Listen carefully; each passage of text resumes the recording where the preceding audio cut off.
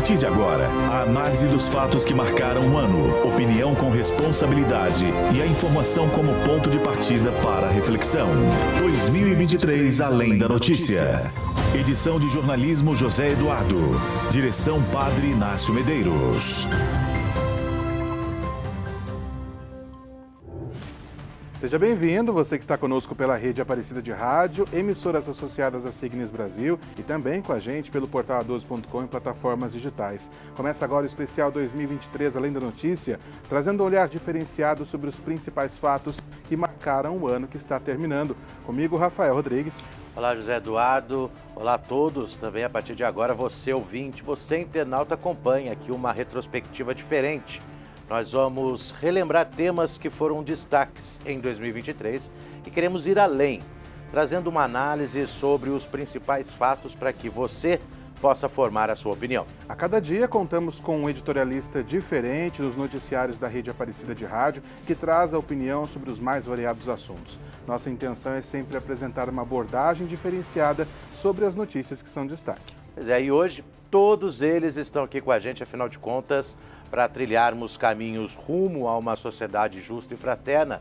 É fundamental conhecer o passado, lembrar daquilo que é importante. Vamos dar as boas-vindas ao convidado dessa edição especial, primeiramente, Padre Inácio Medeiros, diretor da Rádio Aparecida, Rede Aparecida de Rádio. Seja bem-vindo. Uma alegria estar aqui com vocês, feliz, porque é um fato inédito no rádio brasileiro, né? A gente ter um naipe desse de pessoas participando, os nossos editorialistas, representação de todas as regiões brasileiras, é muito legal esse evento que nós começamos a realizar. Nós agradecemos também Felipe Zangari, diretor executivo da Rádio Brasil em Campinas, São Paulo, coordenador do setor rádio da Signes Brasil. Grande abraço para todos, uma alegria podermos debater juntos e trocar opiniões sobre aquilo que foi notícia ao longo deste ano. E claro, também temos online, né, vários editorialistas participando direto de Brasília, o doutor Melilo Diniz, analista do portal Inteligência Política em Bom Jesus da Lapa, na Bahia, Padre William Betônio, diretor da Rádio e TV Bom Jesus. Em Santarém, no Pará, Padre Edilberto Sena, presidente da Rede de Notícias da Amazônia. Também conosco, direto de Vitória, Espírito Santo, Alessandro Gomes, diretor da Rádio América de Vitória e presidente da Signes Brasil. Em Goiânia, Goiás, irmão Diego Joaquim, diretor da Rádio Difusora Goiânia. E em Ponta Grossa, Paraná, Padre Joel Nalepa, diretor da Rádio Santa Ana. Nosso muito obrigado pela presença, pela participação de todos que estão aqui conosco e com a gente também nesta edição, os jornalistas Rafael Oliveira e Fernanda Prado, ajudando a relembrar o que foi destaque neste ano. A gente começa então com o destaque da política. O Congresso Nacional deu posse em 1º de janeiro a Luiz Inácio Lula da Silva, 39º presidente do Brasil e primeiro governante do Executivo Federal a conquistar 3 vitórias em eleições diretas. Eleito em segundo turno com mais de 60 milhões de votos, na mais acirrada disputa presidencial após a redemocratização, o Lula assumiu seu 3º mandato, então, afirmando em discurso o compromisso de resgatar os milhões de brasileiros que vivem na pobreza. O Felipe Zangari aqui conosco no estúdio, né? Felipe, a posse do presidente Lula nesse 3º mandato realmente foi um momento que ficou marcante, né? Principalmente significou uma união de frentes para valorizar, inclusive, a democracia, né? Com certeza, Rafael. A gente sabe, em todas as regiões do país, nós pudemos perceber isso, a cisão, a ruptura que a sociedade brasileira viveu durante o mandato de Jair Bolsonaro, na verdade, desde 2016, o impeachment do ex-presidente Dilma Rousseff, e o agravamento dessa polarização, as divisões que foram se manifestando, inclusive durante a campanha eleitoral.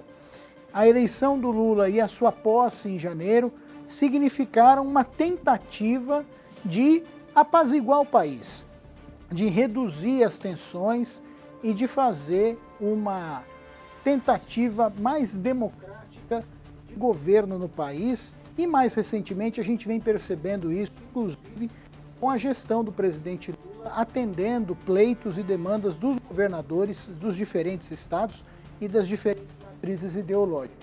É um caminho de revalorização da política que nós vamos tentando construir desde janeiro deste ano. E em vez da tradicional passagem de faixa do presidente para o presidente eleito, houve uma mudança. O Lula recebeu o adereço das mãos de um grupo de pessoas comuns que representaram diversos segmentos do povo brasileiro. O padre Edilberto Sena vai comentar também esse ponto com a gente. Padre, essa representação na posse do executivo eleito trouxe também um olhar diferenciado para questões até então negligenciadas há alguns anos e que o meio ambiente, por exemplo, os povos originários, havia uma expectativa muito grande. As ações também precisam ser concretas na valorização desses grupos especificamente? Especialmente porque nós saímos de 5 anos de muita tristeza e sofrimento. E então, com a eleição do Lula, veio para nós expectativa de que, de fato, a democracia iria funcionar novamente no nosso país. Então, não só para os pobres, como diz os Munduruku, os Pariwati, são os não Munduruku, mas também para os povos indígenas, os povos originários, né? Veio uma esperança de que, de fato, nós vamos ter uma democracia, inclusive de respeito ao direito dos povos originários. Pois é, mas essa alegria, né, esse momento de posse não durou muito tempo. Dia 8 de janeiro traria um grande impacto para toda a sociedade. A Fernanda Prado vai relembrar com a gente. Na tarde do dia 8 de janeiro de 2023, uma semana após a posse de Lula, milhares de apoiadores do ex-presidente Jair Bolsonaro, que questionavam o resultado das eleições, invadiram e depredaram áreas do Congresso, do Palácio do Planalto e do Palácio do Supremo Tribunal Federal. Cenas jamais vistas marcaram o dia. Os vândalos invadiram os edifícios dos 3 poderes. Segundo o STF, os prejuízos já passaram de 20 milhões de reais, especialmente com a depredação de obras de arte e espaços históricos. Quase 1.400 participantes dos atos de vandalismo foram denunciados pela Procuradoria-Geral da República.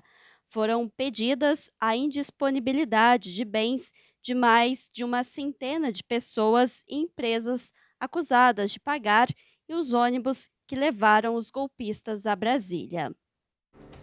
Obrigado, Fernanda. E o Dr. Mirilo Diniz, ao vivo conosco direto de Brasília, viu de perto como a capital federal ficou devastada. Dr. Mirilo, tudo indica que foi um ataque orquestrado também, toda essa situação envolvendo o 8 de janeiro? Foi um período e um evento muito duro, que não começou no 8 de janeiro, começou lá no 12 de dezembro, começou no 23, 24 de dezembro, no caso do ataque com bombas, uma tentativa de explosão de bombas aqui perto do aeroporto. O quadro é de uma orquestração. Além do núcleo ou do grupo de vândalos, havia outros núcleos, o núcleo financeiro, o núcleo logístico, o núcleo de comunicação, o núcleo político partidário, todos esses em torno de um núcleo duro que tinha a ver com essa hipótese de uma tentativa de golpe. Do outro lado, tivemos uma resistência das instituições e da própria sociedade. É evidente que isso impactou de maneira muito dura, tanto a gente que está aqui em Brasília, eu fiquei absolutamente perplexo, e mais do que isso, visitei também depois todos os prédios e vi o grau de destruição, mas a cada um que nos acompanha, que nos escuta, porque o povo brasileiro não concorda com esse tipo de ato absurdo de violação da democracia. Portanto, foi orquestrado com a existência de vários núcleos concomitantes e que apenas os vândalos e um pequeno pedaço dos financiadores, esses 2 pedaços é que estão sendo ainda investigados. Ainda vai rolar muita água debaixo dessa ponte para que nunca mais se repita algo parecido. Eu não sou nem punitivista, nem defendo as punições. Mas quando é a democracia que é atacada, temos que ser não só duros, como também temos que agir para que essa história não aconteça nunca mais. Pois é, nós queremos falar agora com o padre Inácio Medeiros, que diante dessa tristeza toda que chamou atenção também ofensiva contra o Supremo Tribunal Federal, alvo de muita desinformação este ano, né, padre? Muita desinformação girando em torno desse processo todo. E tudo isso, além do impacto interno que nós tínhamos aqui, que vinha acontecendo e que ganhou força com os atos de invasão, de destruição do dia 8, a imagem do país estava muito comprometida no exterior. Ou seja, não adianta a gente pensar assim, o Brasil é autossuficiente, o Brasil é dono de sua própria história. Nós estamos em relacionamento com todos os demais países, que de uma forma ou de outra, até pela globalização, interagem com a gente. Então, a imagem do Brasil saiu profundamente arranhada, já estava arranhada por algumas posturas, por alguns dizeres, por essa desinformação anterior e ficou muito mais arranhada com todos os fatos, com todos aqueles eventos ligados depois da eleição. Por isso eu penso que essa primeira tarefa é de reconstruir o país, de revalorizar as instituições democráticas. E aí, nesse tema do 8 de janeiro também, sobre toda a situação institucional do país, uma CPI investigou os atos e o relatório pede indiciamento de 61 pessoas por crimes como associação criminosa, violência política, abolição do Estado Democrático de Direito e golpe de Estado. Entre elas, o ex-presidente Jair Bolsonaro, também ex-ministros do governo. O governador do Distrito Federal, Ibanez Rocha, chegou a ser afastado por 66 dias durante as investigações. Padre William Bettônio, a omissão das autoridades, inclusive do Distrito Federal, de certas forças policiais, também foi um agravante para todo esse cenário? Pois é, José Eduardo, fala-se a respeito de omissão, mas na verdade o que a gente viu foi praticamente uma colaboração. Então isso é o que realmente aconteceu nesse 8 de janeiro fatídico que infelizmente nós tivemos que presenciar. E foi culpa de toda a segurança pública do Brasil. Você conta desde o Exército, inclusive, como o doutor Merino falou, tinha muita gente por detrás orquestrando tudo isso, do ponto de vista político, do ponto de vista militar. Existia uma força que estava completamente afim, vamos dizer assim, do golpe. E isso daí foi claro, as pessoas estão começando a descobrir isso agora, ainda tem muita investigação, como disse, muita coisa para passar por debaixo da ponte. Agora, é certo e é fato que um capitão que estava lá para liderar todas essas pessoas se acovardou, abandonou essas pessoas, elas foram para a rua acreditando que tudo isso viria a se tornar realidade, mas a realidade foi a papuda para muita gente, como nós vimos, e inclusive algumas pessoas que estão ainda nesse processo. Em maio, outras 3 comissões foram criadas, uma para investigar as invasões do MST, o Movimento dos Trabalhadores Sem Rurais, outra para apurar possíveis manipulações em partidas de futebol e também uma outra comissão que apurou inconsistências financeiras das Americanas. Das 3 comissões da Câmara, apenas a da Americanas teve um relatório realmente aprovado. Mesmo assim, não houve pedidos de indiciamento e alguns parlamentares, inclusive, afirmaram que as investigações elas não avançaram como deveriam. Agora eu vou chamar para conversar conosco a respeito disso o irmão Diego Joaquim. Apesar de várias CPIs em andamento, pelo visto, muitas dessas comissões, desses colegiados, acabaram terminando como outras, sempre em pizza. Pois é, Rafael, uma pizza cara e ruim, mal preparada, As comissões parlamentares de inquérito são muito importantes porque elas dispõem de recursos que favorecem o seu trabalho de investigação. Mas a maior parte das vezes, o que é uma virtude acaba se voltando contra ela mesma. Uma CPI é uma comissão política, ela é comandada por políticos, dentro de uma estrutura política, que é o Congresso Nacional, e que muitas vezes esses interesses colocam a perder tempo e dinheiro público numa investigação que não chega a lugar algum. Foi o que aconteceu aí no caso, por exemplo, da CPI do MST. O ensaio dela começou ainda lá no outro governo, se efetivou esse ano e, por fim, não deu em nada. Nem desgaste político para o MST ela causou. Já para a CPI do futebol, ela começou mostrando um potencial explosivo, mas não avançou por quê? Porque tocou em interesses econômicos e políticos, inclusive dentro do Congresso Nacional. Enfim, a CPI pode ser preciosa, mas nesses casos, muito barulho que não deu em nada.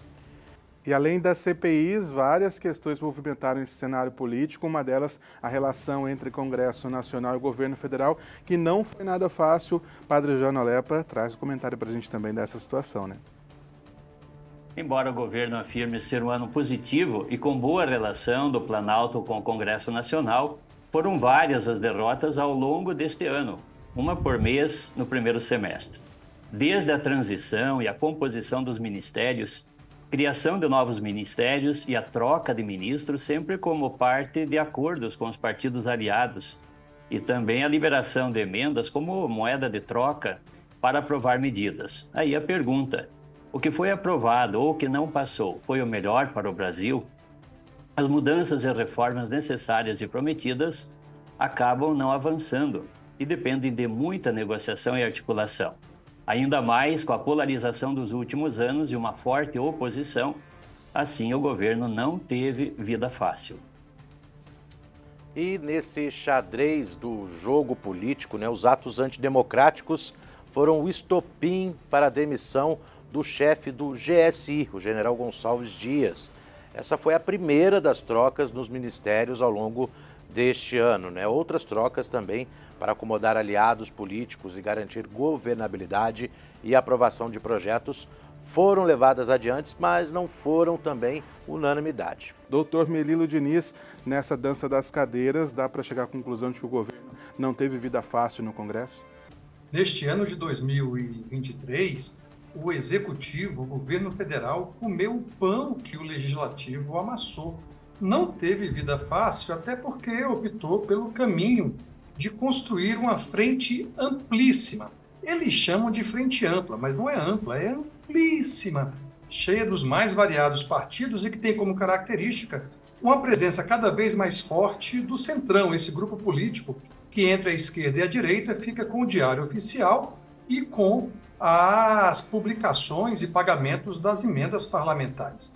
Isso significa muita tensão e, ao mesmo tempo, a captura do poder político por esses setores do parlamento brasileiro, que vai trazer tensão no presente e no futuro, e isso vai continuar muito forte, especialmente em 2024, um ano eleitoral. E agora eu vou chamar para conversar com a gente também o Alessandro Gomes, né? Alessandro, outro ponto que foram as indicações, né, de Cristiano Zanin e, mais recentemente agora, Flávio Dino ao Supremo Tribunal Federal, STF. Como que nós avaliamos aí, como avaliar esses nomes que foram indicados pelo presidente Lula? Olá, Rafael. Toda indicação é uma indicação política. Não dá para dizer diferente. E assim foi no governo Fernando Henrique Cardoso, assim foi no governo Collor, assim está sendo no governo Lula e por todos os outros governos. O que importa é o trabalho que essas pessoas estão fazendo hoje lá no... Tanto as pessoas que foram indicadas para outros poderes, né, e para outros lugares do judiciário, quanto para aqueles que estão no STF. O Cristiano Zanin tem, inclusive, surpreendido negativamente alguns progressistas com as suas tomadas de decisão, e Flávio Dino certamente não será diferente, pois atuarão como juízes e é o que eles devem ser. A população espera que os julgamentos sejam imparciais. Agora fica uma pergunta, existe um julgamento verdadeiramente imparcial? A pessoa não carrega um pouco do ethos, ou seja, do que ela é, para os seus julgamentos? Até porque o julgamento no STF é um julgamento em que sai da cabeça e do debate dos juízes. Seguindo com os fatos políticos que movimentaram 2023, o ex-presidente Jair Bolsonaro foi declarado inelegível e a Rafaela Oliveira relembra. O ex-presidente Jair Bolsonaro foi condenado à inelegibilidade em 3 situações distintas. As questões foram analisadas pelo Tribunal Superior Eleitoral.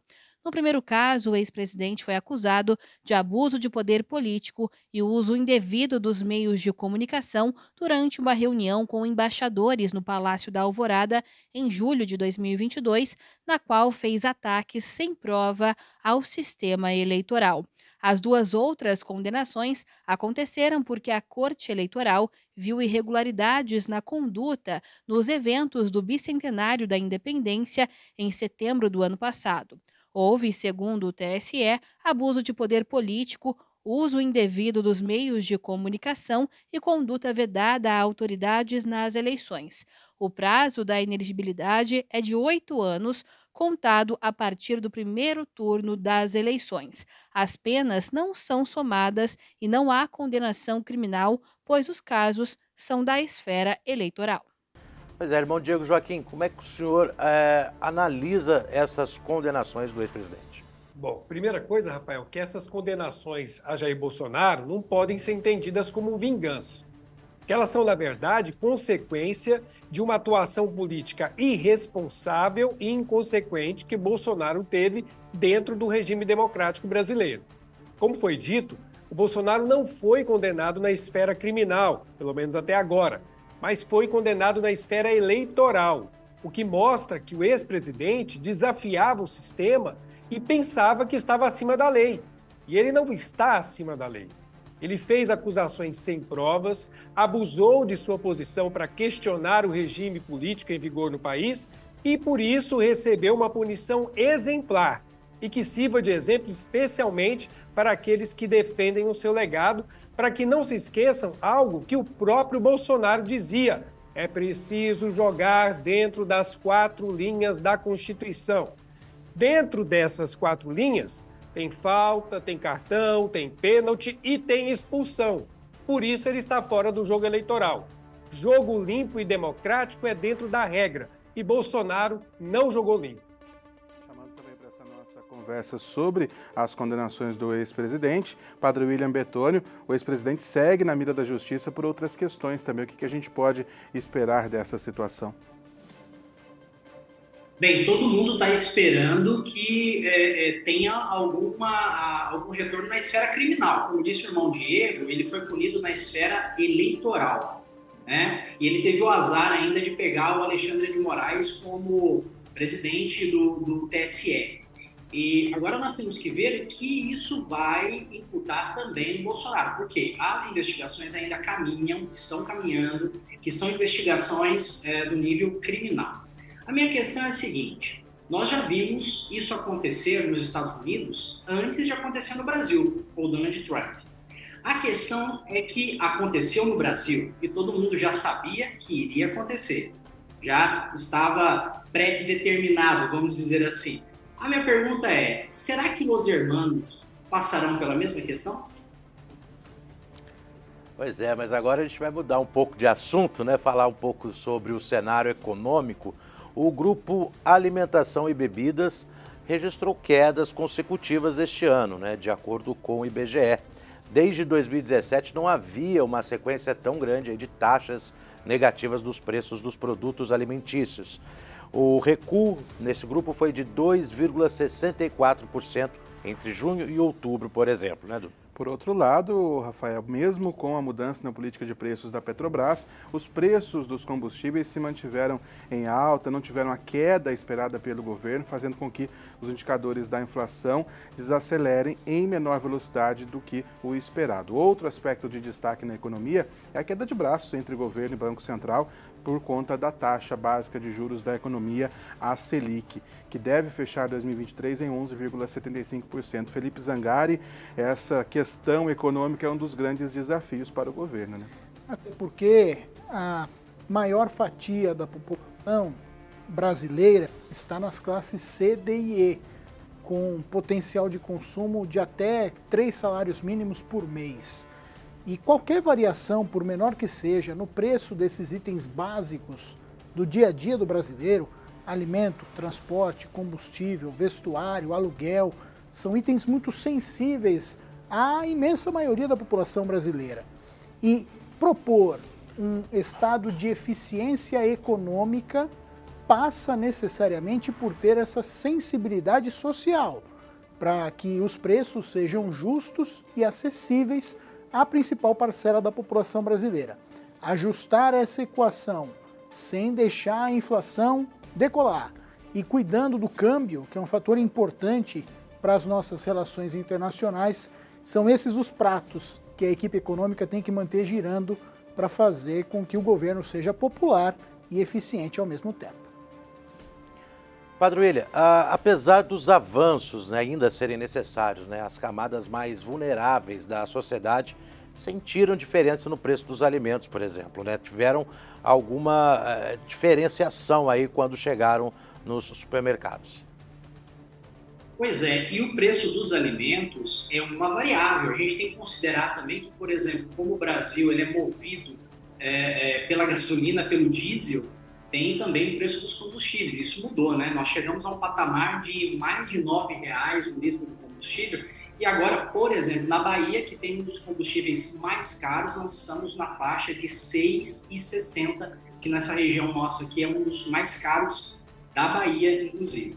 Então, o que a gente percebe é que isso reflete de maneira geral e integral na vida das pessoas. Mas houve progresso no campo econômico, isso tem que ser considerado. A gente percebeu aí um trabalho do Fernando Haddad, de toda a equipe econômica, que foi um trabalho que, apesar do Banco Central segurar a questão da taxa de juros, de enxergar um pouco o mercado externo, as críticas do governo, eu acho que a equipe econômica agiu como um amortecedor, uma mola entre, vamos dizer assim, o Palácio do Planalto, as vontades e os desejos, e a economia do país naquilo que vê o Banco Central. E isso caminhou bem, né? Houve redução, principalmente dos itens básicos da cesta básica, que fez com que as pessoas pudessem ter pelo menos o que comer e melhorar a situação de segurança alimentar no Brasil. Tudo que é feito pelos governos tem que ser feito pensando em políticas públicas para a população que mais precisa. Para a tomada de ações, são necessários dados para que isso aconteça. Após a pandemia e cortes orçamentários, os resultados do censo foram divulgados este ano. A última edição do estudo, feito pelo IBGE, tinha sido realizada em 2010. E a população aqui do Brasil superou 203 milhões, um acréscimo aí de 12 milhões e 300 mil pessoas ao total registrado no censo de 2010. Ao mesmo tempo, a taxa média de crescimento anual da população brasileira foi a menor já registrada desde 1872, 0,52%. São Paulo, Minas Gerais, Rio de Janeiro, na região sudeste aqui do país, são os estados mais populosos do Brasil, concentrando aí 39% da população brasileira. O padre Joel Nalepa vai conversar conosco agora. Padre, a população, ela está envelhecendo aí num ritmo maior, padre? É verdade. E isso é um bom sinal quando esse índice é fruto do aumento da qualidade de vida e a condição para que isso melhore. E esse pode ser um fator também. Por outro lado, outro ponto é a diminuição da natalidade. O Brasil teve a menor taxa de crescimento dos últimos anos e a maior taxa de envelhecimento. A idade média do brasileiro passou de 29 anos em 2010 para 35 anos em 2022. Isso significa que a metade da população brasileira tem 35 anos e a outra metade tem mais que isso. É o maior salto de envelhecimento desde 1940. O que isso significa na prática? O Brasil está envelhecendo sim, e em breve será como a Europa um país com a maioria das pessoas aposentadas. Nossa previdência está preparada para isso? Boa pergunta, né? Esperamos que esteja, afinal de contas, pretendemos um dia chegar na aposentadoria também. Os resultados do cálculo do censo do IBGE servem também para a distribuição dos recursos do FPM, que é o Fundo de Participação dos Municípios. Alessandro Gomes, 1 em cada 8 municípios está registrando redução do FPM. Isso impacta significativamente onde as políticas públicas devem acontecer, os municípios? É preciso dizer que o Brasil começa nas cidades. É lá que as coisas acontecem. É lá que a saúde básica é tratada, é lá que a alimentação básica é cuidada, é lá que a escola do cidadão é cuidada. Então, é necessário observar também que nós estamos vivendo uma herança maldita. Uma herança que vem de longo tempo mas que se agravou muito nos últimos 5 anos, especialmente nos últimos 4. Então, a participação dos municípios nesse bolo precisa ser respeitada e, a cada ano, de uma maneira ou de outra, distribuir renda do governo federal para esses municípios para que possam bancar saúde, educação e tantos outros trabalhos importantes que os municípios fazem e que fazem acontecer no Brasil. E ainda sobre políticas públicas, né, produzido por um dos braços da ONU, o Mapa da Fome, divulgado este ano, estima que 111 países do mundo enfrentam situação crônica de falta de alimentos. A Fernanda Prado, ela vai falar um pouco para a gente como é que está essa situação aqui no Brasil, Fernanda. No Brasil, os relatórios têm indicado retrocesso desde 2019. A tendência e os dados verificados levaram o país a retornar ao mapa da fome em 2022, 8 anos depois de deixar a lista. Mais de 21 milhões de brasileiros estão em situação de insegurança alimentar.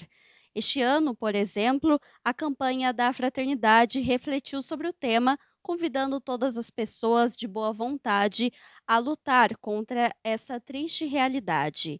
Além disso, o governo federal lançou o Plano Brasil Sem Fome, com 80 ações e mais de 100 metas organizadas em diferentes eixos. Muito obrigado, Fernanda. E Dr. Murilo Diniz, o combate à fome é uma bandeira muito forte do atual governo. Como avaliar as ações também nesta área? Olha, além de ser uma bandeira forte, ela corresponde a uma tragédia que, pelos dados da própria campanha da paternidade, indignam todos os homens e as mulheres de boa vontade. São 33 milhões de brasileiros com fome e cerca de 100 milhões de brasileiros com insegurança alimentar. Isso exige um tratamento de Estado e não de governo. Nós não podemos compactuar com esse tipo de situação por várias razões, porque somos cristãos, porque somos humanos e porque nós sabemos que a desigualdade e a fome matam. Padre Gilberto, queria chamar o senhor para essa conversa. A valorização da agricultura familiar em prol do agronegócio, ela pode ser um caminho melhor explorado aí pelo Brasil, no Brasil inteiro? Poder pode. O problema é o que nós estamos vendo acontecer. Como já foi falado, o governo Lula é um governo, eu vou chamar assim, acuado. Ele fica tentando, com o coração, atender os pobres e faz um esforço grande. Por outro lado, as mãos dele estão presas ao agronegócio, aos grandes empresários, às mineradoras. Então, como é que pode um país que hoje, né, é o maior produtor, exportador de soja, exportador de milho? Eu li outro dia que o Brasil está exportando mais milho do que a América do Norte. Exportador de carne, de gado, de frango. E aí, o que foi falado agora, 33 milhões de gente passando fome e 120 em segurança alimentar. Então, aí o governo, como é que se revela o acuamento do governo? O Plano Safra deste ano, para o agronegócio, o governo liberou 360 bilhões de reais. Para a agricultura familiar, que o próprio presidente Lula já uma vez andou dizendo que de cada 10 trabalhadores do campo, 8 são da agricultura familiar, portanto, são a agricultura familiar que sustenta a nossa mesa. Aí o governo, para o Plano Safra da agricultura familiar, liberou 77 bilhões, portanto, 4 vezes menos do que o agronegócio. Esses números revelam como que o nosso governo vive acuado. E aí, no Congresso Nacional, eu até chamo assim, os capangas do agronegócio estão lá, como deputados e senadores, fazendo o jogo do agronegócio. Como agora está acontecendo a questão da desoneração do salário, né? Então, eu vejo nisto que eu tenho esperança com o governo Lula, mas, ao mesmo tempo, eu fico assim, numa certa agonia de que ele continua de mãos atadas, como já foi falado, né? situação que não espera. A fome é uma necessidade urgente. Irmão Diego Joaquim, em meio à necessidade das políticas públicas, o que sobressai também muito no Brasil é a solidariedade, inclusive nas ações da igreja nesse sentido, né? Sem dúvidas, aliás, as ações de combate à fome são uma constante em nossas comunidades. A maior parte delas, a imensa maior parte delas, comunidades pobres, que realizam ações simples. Por exemplo, a chamada Missa do Quilo, que muitas comunidades realizam todo mês para poder recolher alimentos e atender as famílias carentes que estão mais próximas. Mas a igreja também se mobiliza em grandes ações emergenciais, como aquelas que aconteceram recentemente para socorrer as vítimas das tragédias ambientais, seja as enchentes no sul do Brasil, seja a seca na região da Amazônia. E tudo isso é consequência do quê? Do nosso sim a Jesus Cristo, do nosso compromisso de sermos solidários. Que bom que a nossa sociedade pode contar com este compromisso de fé, esse serviço, essa promoção à vida em abundância. Aproveitando, pegando o gancho, vamos nos destaques da igreja, né? Um dos principais fatos é a primeira sessão do sínodo sobre a sinodalidade. Há um olhar renovado sobre o mundo e a igreja e suas instâncias. O Padre Inácio é quem vai comentar conosco aqui. Padre, a sinodalidade, a comunhão, o caminhar juntos, esse é um grande desafio, Padre? Para a gente falar do sínodo, obrigatoriamente nós precisamos falar do pontificado de Francisco, porque o sínodo, com tudo aquilo que ele traz, esta expressão de sinodalidade, de comunhão, participação, é a grande bandeira do pontificado do Papa Francisco. Passado aquele susto, vamos dizer assim, aquela emoção inicial da eleição do Papa Francisco, primeiro latino-americano, primeiro argentino, primeiro Papa jesuíta, não nos esqueçamos, mesmo aqueles que não conhecem a história da igreja, o que significa a ordem ou a companhia dos jesuítas dentro da igreja. E o Papa Francisco, ele não está simplesmente preocupado com o presente da igreja, mas ele está projetando a ação da igreja para o futuro, para um mundo cada vez menos cristão, para um mundo cada vez menos católico, para um mundo cada vez enfrentando mais dificuldades de convivência e o choque de destruição do nosso meio ambiente, da nossa casa comum. Então o Papa está no presente, mas sem dúvida nenhuma mirando o futuro, e mira o futuro para que a igreja seja cada vez mais sinodal. Como o Padre Inácio disse, Padre Joel Nalepa também segue comentando esse destaque da igreja conosco. São grandes desafios que esse momento histórico do sínodo também traz em termos de fôlego para a igreja? Com certeza, assim como traz um fôlego novo para a igreja, é na verdade o redescobrir a sua própria identidade. Desde os tempos da igreja primitiva, os apóstolos discerniam juntos à luz da palavra de Deus e também na escuta do Espírito Santo as questões doutrinais, as questões litúrgicas e pastorais que se apresentavam. O Papa Francisco retomou esse movimento que é da natureza da igreja: escuta, diálogo, discernimento.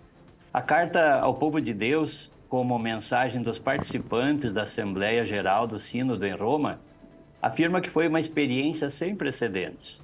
Pela primeira vez, a convite do Papa, homens e mulheres foram convidados em virtude do seu batismo a sentarem-se à mesma mesa para participarem dos debates e das votações e como complementariedade das vocações, carismas e ministérios. A igreja, ou o rosto da igreja, ela precisa ser sinodal, missionária, de comunhão e de participação. E um outro destaque deste ano foi a defesa da vida. Encabeçada pela Conferência Nacional dos Bispos do Brasil, a CNBB, a presidência divulgou uma nota em que reafirma o posicionamento contrário à descriminalização do aborto até a 12ª semana de gestação, né, Edu? A motivação para essa defesa da vida, para essa nota, inclusive, foi o pedido de inclusão em pauta em setembro da arguição de descumprimento de preceito fundamental, a chamada DPF 442, no Supremo Tribunal Federal. A presidente do STF, na ocasião, relatora do caso, ministra Rosa Weber, aceitou o pedido de inclusão em pauta. Ela chegou a dar voto favorável à inclusão do tema na pauta como um dos seus últimos atos à frente da Corte. Depois disso, o novo presidente, Luiz Roberto Barroso, interrompeu o julgamento.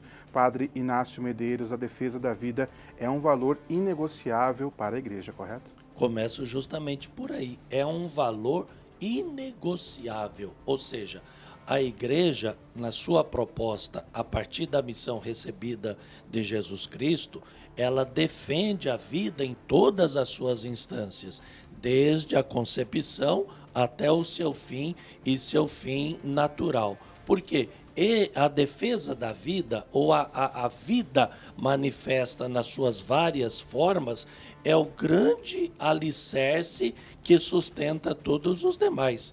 Brincar com a vida é brincar com a existência do ser humano no nosso planeta. Desvalorizar a vida é questionar a própria divindade do ser humano. Por isso a Igreja ela tem se batido não apenas com esta questão do aborto, mas com outras relações também, com outros elementos também, pela defesa forte e marcante. E esta presidência da CNBB, ela tem ganho essa característica. Não está fugindo da luta. Em vários momentos, tanto a presidência, a secretaria, a CNBB Coesa, tem feito manifestações muito marcantes, porque a nossa igreja continua ainda sendo como a voz da consciência da nossa sociedade. E eu gostaria agora de acionar o Alessandro. Alessandro, é importante salientar que a defesa da vida ela precisa estar acima de qualquer ideal ou até mesmo bandeira política. É verdade. Como disse o Padre Inácio, a gente não tem que negociar esse tipo de coisa. Vida é vida e nos foi dada por Deus e assim devemos tratá-la. Agora, entre tantas coisas, uma das que me chamou muito a atenção foi a questão do armamento da população. Isso também é tirar a vida. Isso também é incentivar para que as pessoas matem. Porque quem compra uma arma, não compra uma arma inocentemente. Quem compra uma arma quer se defender, como dizem alguns, mas para se defender atacando e matando o outro. Quem compra uma arma também comete suicídio. Quem compra uma arma deixa alguma coisa disponível, né, esta arma, para que uma criança ou outra pessoa tenha acesso a ela. Sem contar aquilo que vai para a mão de traficante, aquilo que vai para a mão de pessoas que não deveriam estar armadas. Armar a população também é brincar de Deus. E também nesse sentido da importância da valorização da paz, né, aproveitando inclusive o gancho que o Alessandro trouxe para a gente sobre a importância de também olhar para essa questão armamentista, a gente traz agora um panorama do cenário internacional. O conflito que envolve Israel e o grupo extremista Hamas tem ocupado o topo das manchetes este ano e a Fernanda Prado traz para a gente um resumo. O grupo palestino Hamas, que controla a faixa de Gaza, lançou em 7 de outubro um ataque surpresa a Israel. As forças israelenses reagiram com uma ofensiva. Mais de 15 mil pessoas foram mortas na guerra, segundo o levantamento, incluindo crianças inocentes.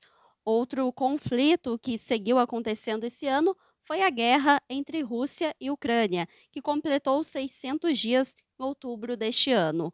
O conflito se iniciou após a Rússia invadir o país em fevereiro de 2022. Na época, o presidente da Rússia, Vladimir Putin, havia criticado diversas vezes a possível aproximação do governo ucraniano com a organização do Tratado do Atlântico Norte e com a União Europeia. Bom, e sobre esse assunto eu queria chamar aqui o Zangari. Zangari, esses dois conflitos, eles seguem fazendo vítimas e mostrando cada vez mais a necessidade da paz, isso a nível global, né?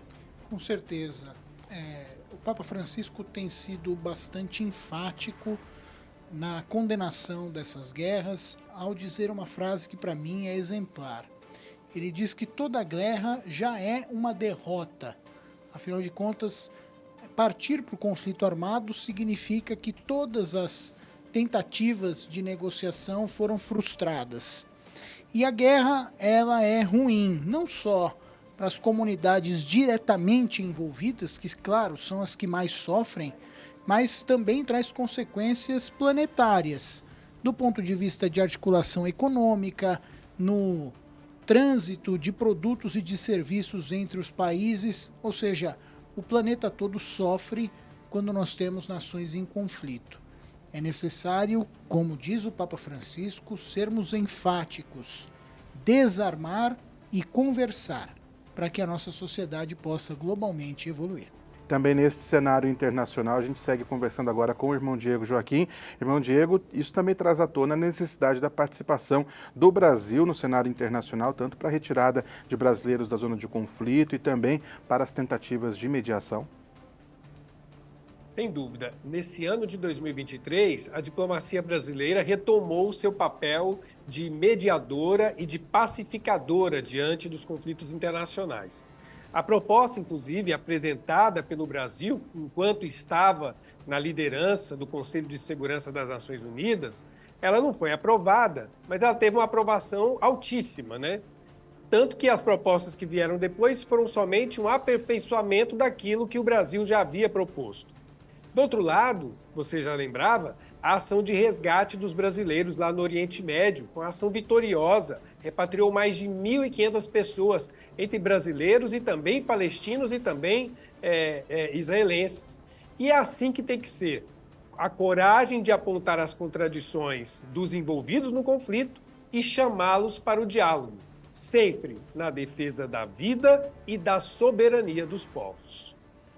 Eu queria chamar também o Padre William. Padre, é fundamental que o Brasil tenha um papel de destaque neste cenário internacional, dado também o tamanho e a relevância aí do país.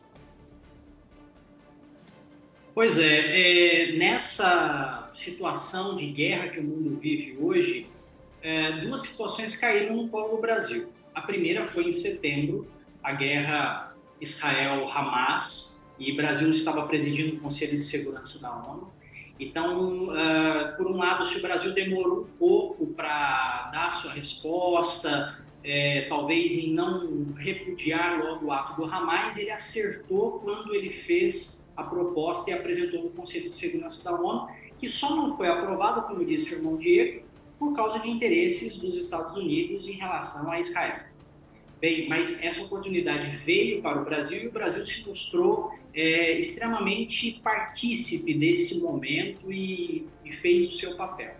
Um segundo outro momento que o Brasil também se destacou foi justamente quando o presidente Lula pede que, por causa do não aceite da proposta do Brasil, Lula falou que tem que ser revisto, né, as posições do Conselho de Segurança, quem participa, né, os países que são membros permanentes, tudo isso tem que ser revisto porque já não funciona mais. Então, querendo ou não, o Brasil passa a ter também uma voz profética para o futuro, mostrando assim que ele pode também estabelecer uma liderança.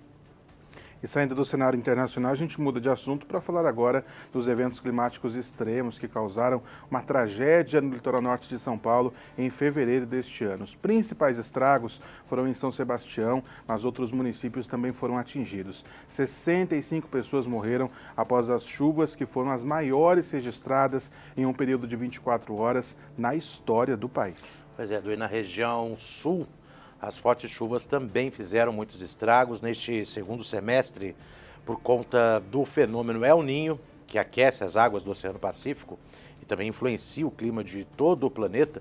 O volume de temporais foi bem mais intenso. O Padre Joel Nalepa, aí na região sul, né, o cenário realmente no meio do ano foi bastante triste. Chuvas intensas, ciclones, vendavais, granizo e deslizamentos, fazendo desaparecer propriedades inteiras. Várias cidades tiveram eventos severos até mais de 2 vezes. Várias mortes, perdas de casas, animais, plantações e outros bens. Cidades e comunidades ficaram ilhadas pelas condições das estradas, pontes destruídas e vários alagamentos. No Paraná, 131 municípios foram atingidos e 27 municípios entraram em emergência. União da Vitória, uma das cidades do Paraná, cortada pelo rio Iguaçu, este rio subiu mais de 8 metros, causando centenas de desabrigados.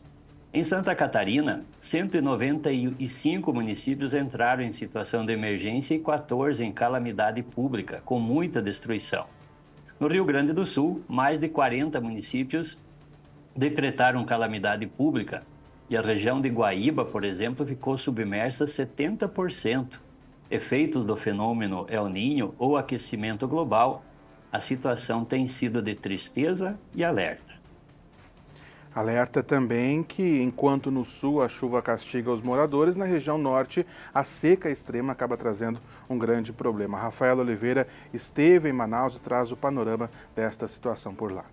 Estados da região amazônica, como Acre, Amazonas e Rondônia, sofreram este ano com calor crescente, queimadas sem controle e rios secando. Alguns dos impactos sentidos pela população local são a falta de água potável, problemas para a circulação de embarcações, ameaças ao abastecimento, morte de peixes e uma série de problemas sociais e econômicos. Manaus, capital da Amazonas, por exemplo, foi atingida diversas vezes por uma fumaça de queimadas.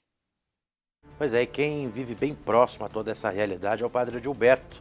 Então, padre, eu queria que o senhor também partilhasse a sua opinião conosco a respeito deste assunto. Eu não coloco a culpa ou responsabilidade pela seca na Amazônia e as enchentes no sul simplesmente ao fenômeno El Niño. Eu acho que seria a gente se eximir de uma responsabilidade que é nossa. Eu tenho já 81 anos, me lembro que 40 anos atrás não se falava nem em El Niño. Quer dizer, ele existia aí, mas ele não causava o que está causando. Então, para mim, o que está acontecendo na Amazônia e lá no sul é um produto resultante de como nós estamos maltratando a natureza. E outra questão que afetou pessoas em diversos locais do Brasil são as ondas de calor, que infelizmente causaram variações nas temperaturas. A emissão de gases do efeito estufa também agrava os efeitos deste evento. Em novembro, por exemplo, o Brasil bateu recorde de temperatura, com termômetros passando de 40 graus em várias localidades, sensação térmica passando de 50 graus. Felipe Zangari, aqui em Aparecida, a gente teve termômetro muito próximo a 40 graus em Campinas. Como é que foi essa situação? Como você avalia também essa questão das ondas de calor e mudanças climáticas? 14 de novembro foi o dia mais quente do ano em Campinas, 39,1, a temperatura oficial registrada. Mas a gente viu termômetros de carro nas avenidas marcando 44, 45 graus, porque o asfalto é um indutor de calor e numa cidade pouco arborizada, como é o caso de Campinas, isso fica ainda mais evidente. A situação nos apela para a gente repensar, inclusive, o nosso modo de fazer crescer as cidades. Menos asfalto, mais verde, mais bicicletas, menos ônibus, mais economia centrada, próximo entre trabalho e moradia. Vai ser necessário a gente pensar o nosso modelo de desenvolvimento no longo prazo, se nós desejarmos continuar coexistindo em paz com o meio ambiente. E um outro tema de destaque neste ano é o projeto de lei que estabelece o marco temporal para a demarcação de terras indígenas. Pela tese, os povos originários teriam direito às terras ocupadas a partir da data da promulgação da Constituição, ou seja, dia 5 de outubro de 1988. A Câmara aprovou o projeto de lei em regime de urgência no final de maio. A proposta foi para o Senado, mas nesse meio tempo o Supremo Tribunal Federal, o STF, pautou o assunto também e declarou a tese inconstitucional, isso no dia 21 de setembro, esvaziando essa discussão. Pois é, e mesmo assim a situação seguiu adiante, a Casa aprovou a lei com o argumento de acatar a deliberação do STF sobre o tema. O presidente Lula vetou parte da normativa no dia 20 de outubro. Então a gente chama para a conversa o doutor Melilo Diniz, que acompanha de perto a defesa dos povos originários.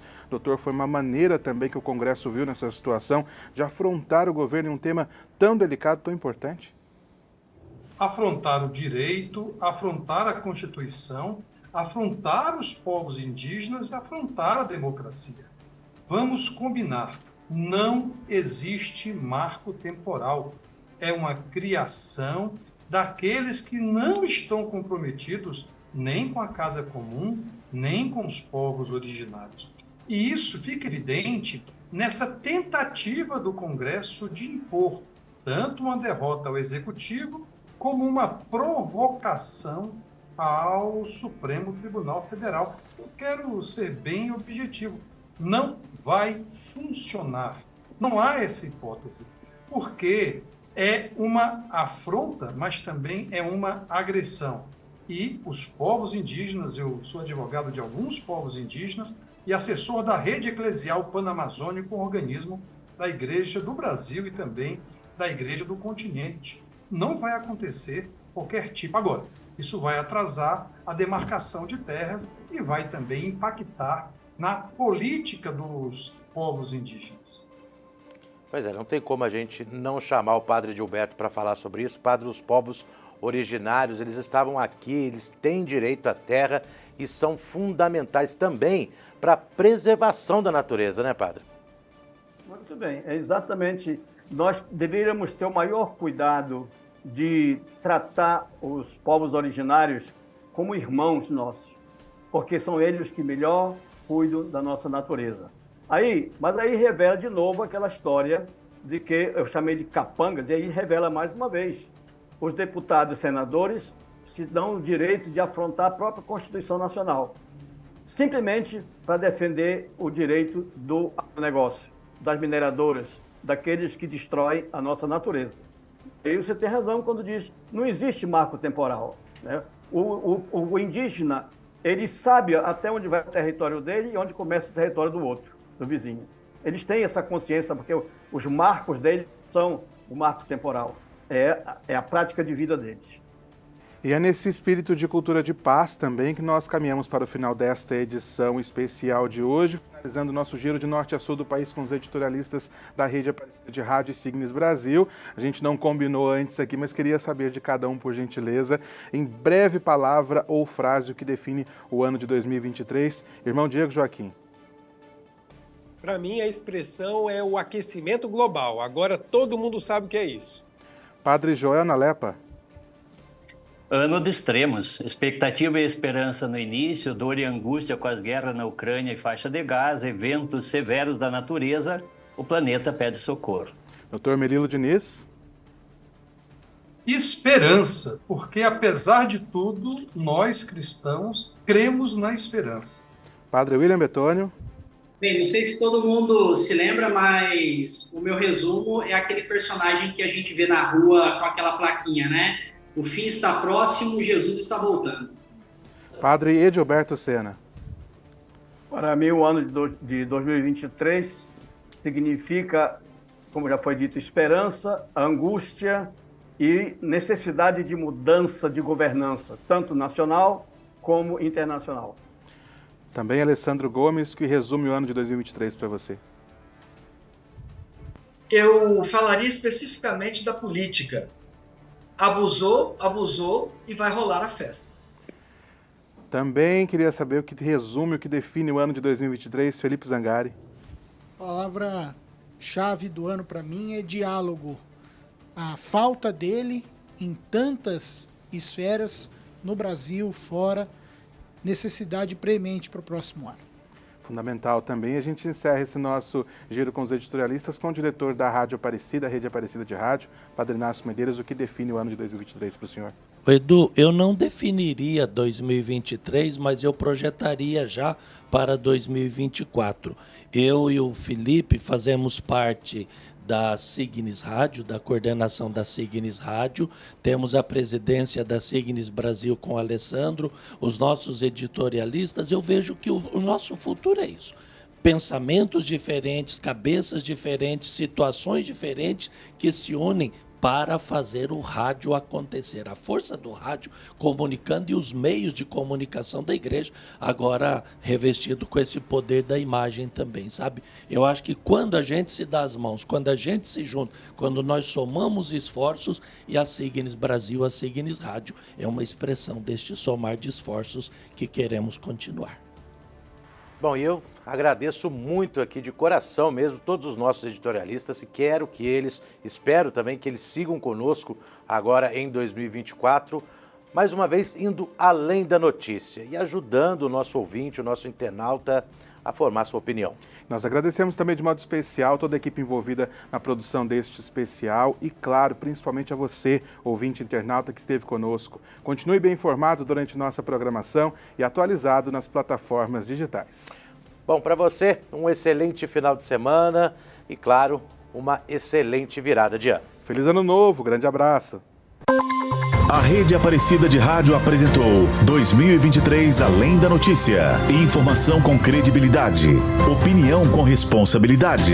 Edição de jornalismo José Eduardo. Direção Padre Inácio Medeiros.